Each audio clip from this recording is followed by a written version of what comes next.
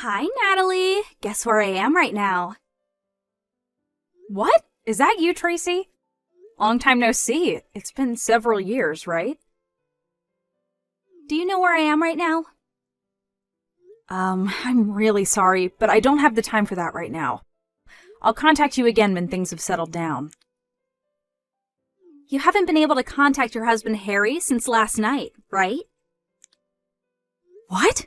Do you know something about it, Tracy? If you know where he might be, then tell me. Even if it's just a tiny clue. That's why I'm asking you to guess where I am right now. Huh? Don't tell me that. Are you two together right now? Yep, we've been together since last night. I'll ask you again, all right? Do you know where I am right now? Tracy. The answer is the Love Hotel in the town next to ours. I spent the past night taking my time tasting your husband Harry. He was super delicious. Thanks for the meal. Well, it's already been 3 months since we started going out, though. Just what are you thinking? Harry is my husband, and to think that I considered you my friend ever since middle school. What? Seriously? Well, I guess we were friends. You were my best friend whose job was to make me look better. I made you look better? Is that so? Fine, I understand now. That's all I wanted from you. I'm going to be making out with Harry for a bit longer, so why don't you get the divorce papers ready while you're waiting for us? Bye then!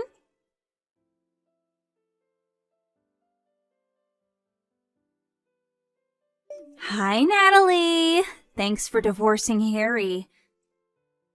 But don't you think asking a friend to pay an alimony is a little mean? You could have at least made it cheap since we're friends.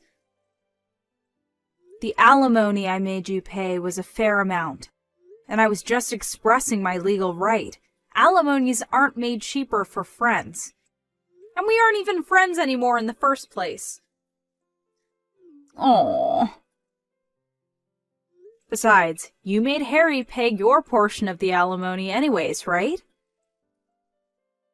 Oh, that's right!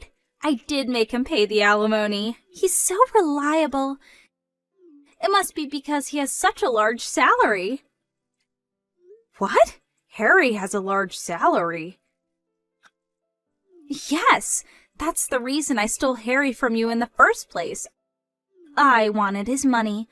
You got married earlier than me, even though you were always just there to make me look better.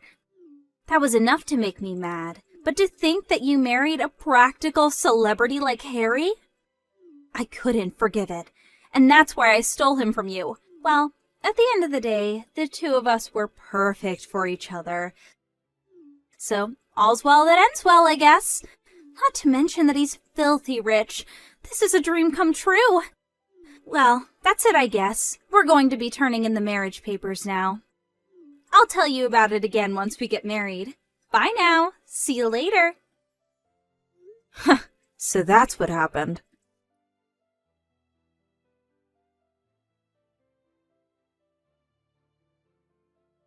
Hi, Natalie. We just turned in our marriage papers. Now I'm the celebrity wife of a rich man. Not only that, but I received a $20,000 diamond ring from Harry. What? A diamond ring? Yes, he told me he wanted to go to the park next to the city hall before turning in the marriage papers. And I was wondering what he was going to do, and we're getting married so fast and everything's super hectic, so this is my only opportunity to give you this, he said, while standing in a tree shade and swiftly pulled out a diamond ring from his pocket. He then put it on my left ring finger. Is that so? Well, I guess you must be happy. Sorry for stealing such a rich man from you. I know it was probably the best thing to happen to you in your life. I'm just glad because you seem happy. What? Ew! What's with that reaction?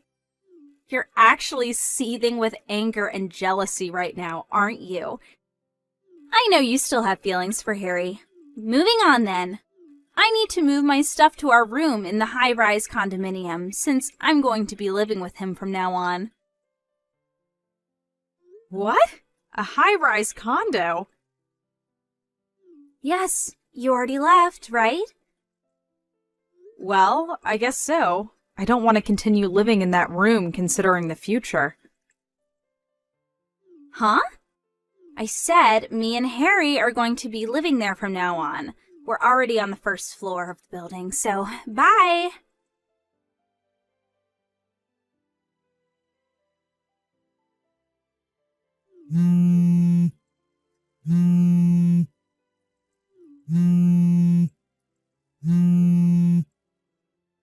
Natalie, answer my calls. What is the meaning of this? What? I can't get into the high-rise condo anymore. You mean you can't get past the auto lock? Yes! Harry says he doesn't know why either. Did you do something out of your jealousy for our happiness, Natalie? Huh. No, that sounds like such a hassle. Then what is the meaning of this?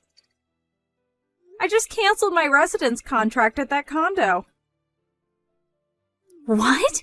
Your residence contract? Huh? Don't tell me, but does Harry still think the room was his or something? What do you mean? It isn't his? Yep, I'm the owner of the room at that high-rise condo. You see, Harry thought I had bought the room instead of renting it, and said during our divorce he's going to be receiving this house as part of my division of property. The lawyer I hired explained to him multiple times that I had paid in full for the room's rent. I thought that he had finally understood, but based on what you're telling me now, it seems that wasn't the case. Seriously? Me, the owner of the room, already decided to leave the condo. So, obviously, I was going to terminate the residence contract. I'm already done with the paperwork, as you can see. No way! Oh, that reminds me. I sent Harry's stuff to his parents' house by delivery. 10 cardboard boxes are probably going to arrive by tomorrow noon, so tell him to pick it up, okay?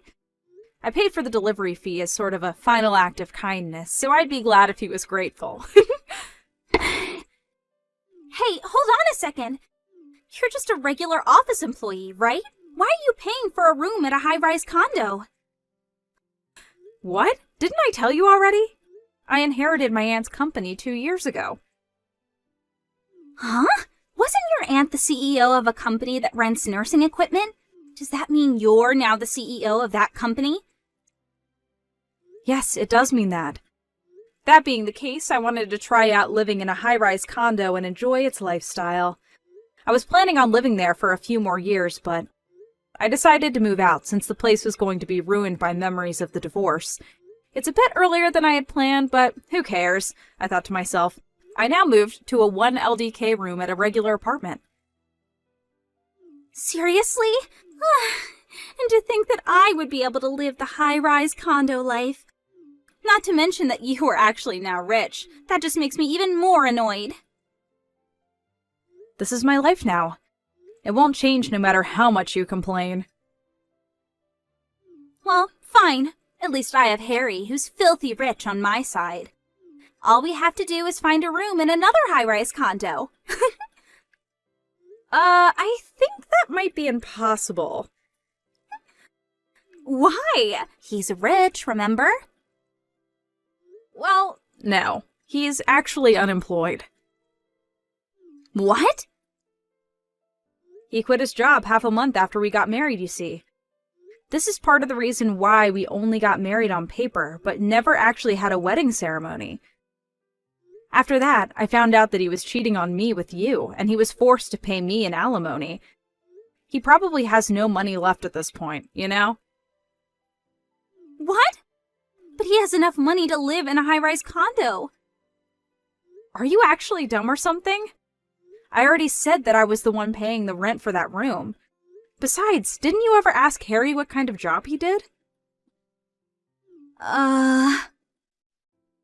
Don't tell me you married him without even asking him what he did for a living. But I don't care what he did as long as he made money. Wait, that reminds me. He just nonchalantly gave me a $20,000 diamond ring for our marriage. He probably has some sort of side business that he didn't tell you about. And this side business makes a lot of money. Is that diamond ring this one? What? Natalie, what's the meaning of this? Why do you have a picture of my ring? He was supposed to have bought it after you two got divorced.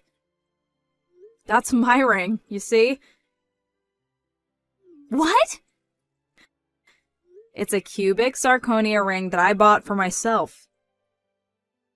Cubic zirconia? It's a name of a stone that looks like a diamond, but is actually relatively cheap. The price of the ring was $20, by the way. $20? What do you mean? It's true that I do have a $20,000 diamond ring in my possession, given to me by my aunt, but it's scary to have something that expensive lying around the house, so I have it stored elsewhere. Then this $20 ring is what? I found it on an online shop, and it looked like the ring that my aunt gave me, so I bought it thinking that it would be a good decoy. I couldn't find it ever since I moved, so I thought I had lost it, but I didn't notice that Harry stole it. What? What he did is probably just theft, but it's not like I want it or anything, so I'll give it to you, Tracy.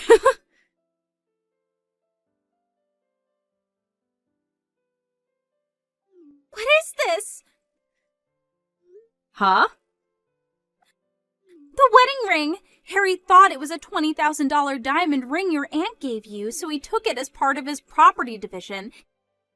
He said, so I had it checked out before we got married at the jeweler to be certain, and it was actually a cubic zirconia ring, just like you said. I told you, didn't I?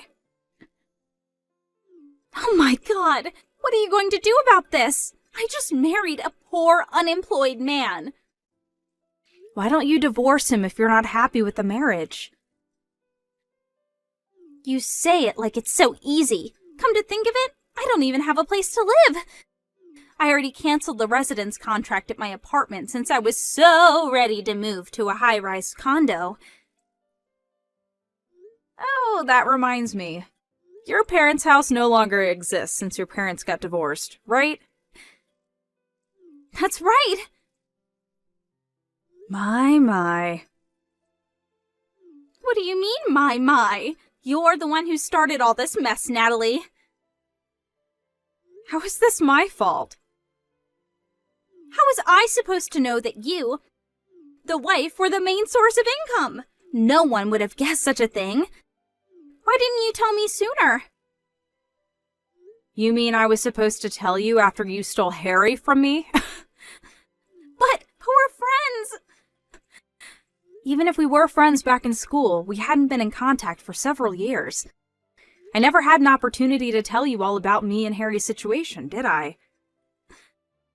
But doesn't this mean that you were screwed the moment you decided to steal Harry from me? But it looks like all you can say is but. And it's none of my business what you do now that Harry and I are divorced, so figure this out between you and Harry, all right? Natalie, wait! Bye. Natalie! Tracy and Harry were saying that they had nowhere to live now that I'd moved out of the high-rise condo. But it seems they remembered that I had told Tracy that I sent Harry's stuff to his parents' house, so that's where they went the next day. Apparently, they were planning on making it seem like the divorce was my fault, and getting the sympathy of Harry's parents and eventually convincing them of letting him and Tracy move in, but obviously I explained to them what had happened. After all, I was sending them a bunch of stuff. The two arrived at Harry's parents' house not knowing that they already knew what had happened and started spewing their lives, which made Harry's parents even more furious.